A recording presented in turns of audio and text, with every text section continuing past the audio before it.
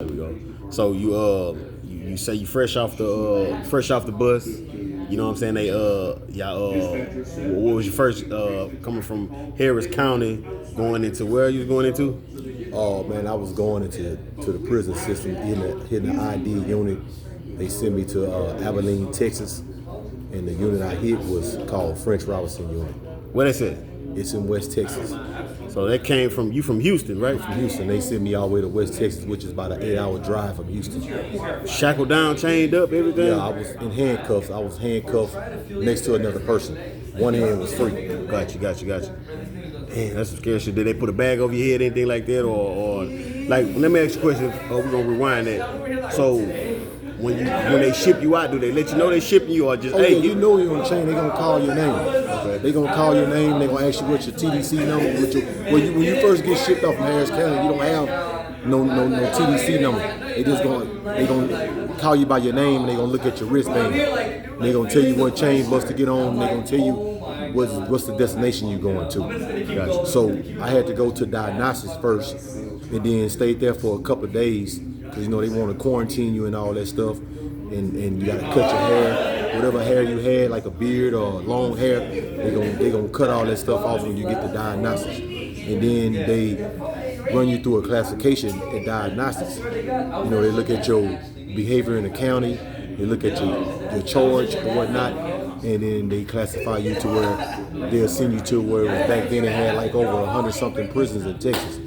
So, like I said, I caught a case while I was at diagnostics, so they messed up my minimum custody off the rip. They sent me to French Robertson. So I got off the chain bus.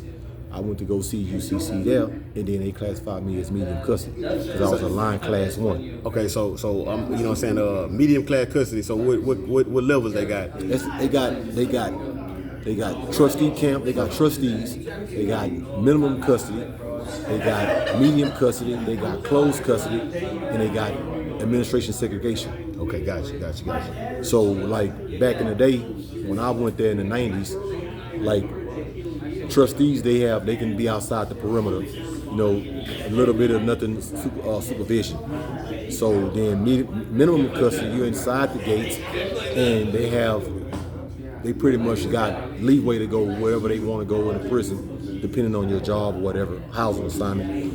When you're in medium custody, you only got like about out of 24 hours, well, the day room starts at 7 o'clock in the morning, so from 7 to 10:30. So back in the day, you had like about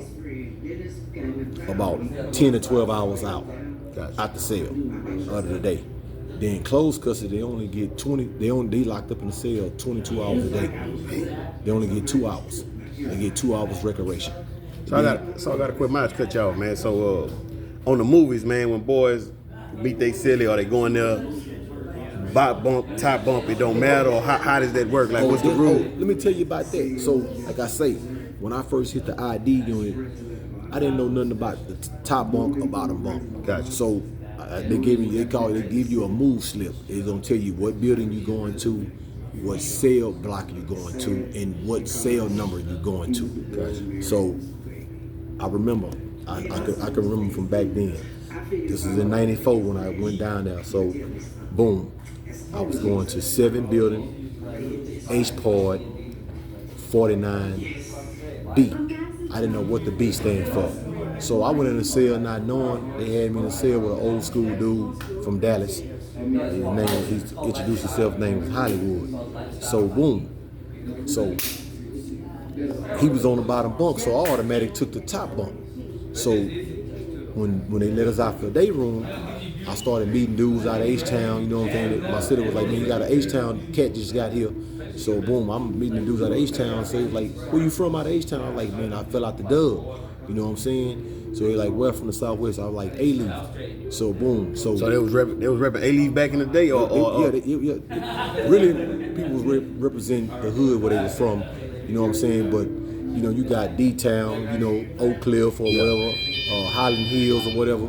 We got H-Town, we got Acres Homes, 5th Ward, Southwest, South Park, 3rd Ward, Sunnyside, so Southwest. So everybody kind of H-Town clicked up, but you got H-Town clicked up, but then you have your groups of H-Town too. So like dudes from the Southwest, they gonna really gravitate and hang with each other. Gotcha. So with me being a gang member, I didn't know.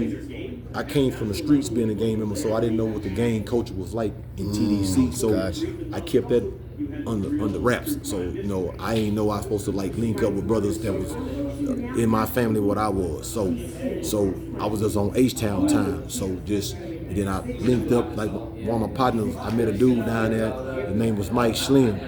So he told me like, hey, go get your moving slip.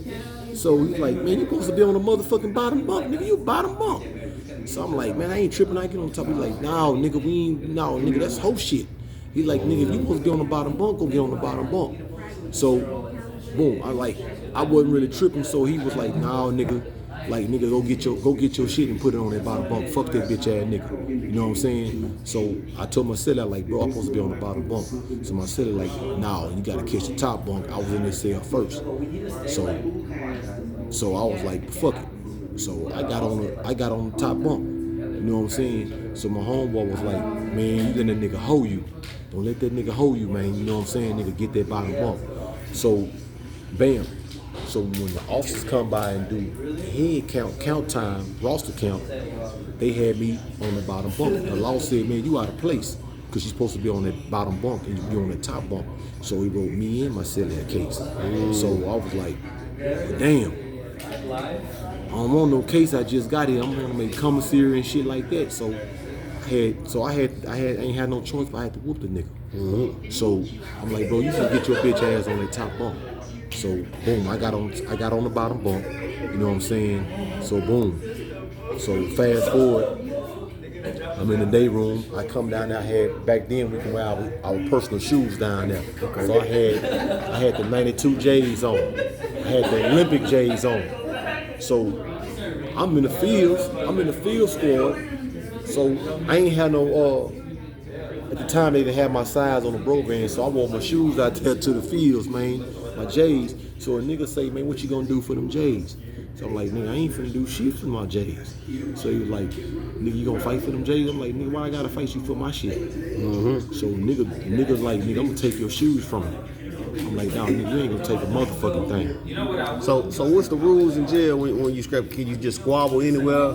Or no, if you knock somebody out, you gotta let them get up? Like, is it the same on the streets? Or, you know what I'm saying, when you in there, is it rules? Like, what's, you know what I'm saying? No, really really you don't supposed to be fighting down there, you know, because if the lawman see you, they can spray you, they gonna come in there with a bunch of laws, they gonna break that shit up, you know what I'm saying? But mostly, like I said, it's on some city shit. So if it's a cat from Houston or a cat from Dallas, you're gonna have the Houston niggas behind him, you're gonna have the Dallas niggas behind him. Cause I can start a riot. It can possibly start a riot. Okay. You know what I'm saying? So boom. I think the nigga I had to fight with, he was a Crip. You know what I'm saying? So he didn't know what I was. You know what I'm saying? I didn't know to tell nobody that I was BD down there. And so like I was just on some H-Town shit. So when the nigga squabbled in the day room, you know what I'm saying? So they were like, laws coming, break it up. So boom.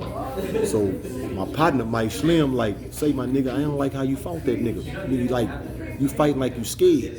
He like, how much time you say you got? I said, I got 30 years. Say, nigga, you got a long time doing this bitch, nigga. Fuck by going to closed custody or whatever, getting locked up, going to solitary, nigga. He say, man, beat that nigga ass, bro. We out the Southwest, nigga. We gonna squabble hard in the motherfucker. So I had to punish that nigga. You know what I'm saying? So that was that. And then I ran into a nigga out the Southwest. He came up off another building. He was BD. His name was Big Cecil. He was off from Rodeo Square. I met him. So not to cut you off, you had a 30-year bid? I had a 30-year bid. What you was facing, man? What you get the 30 years? Oh, man, shit, man. It's a long story, bro. Like, shit, I was one of the original carjackers in Houston, man. You know what I'm saying? Like, nigga on Spice Lane pulling motherfuckers out their car. You know what I'm saying? At the stop sign. We sit in apartments trapping, trying to jack motherfuckers.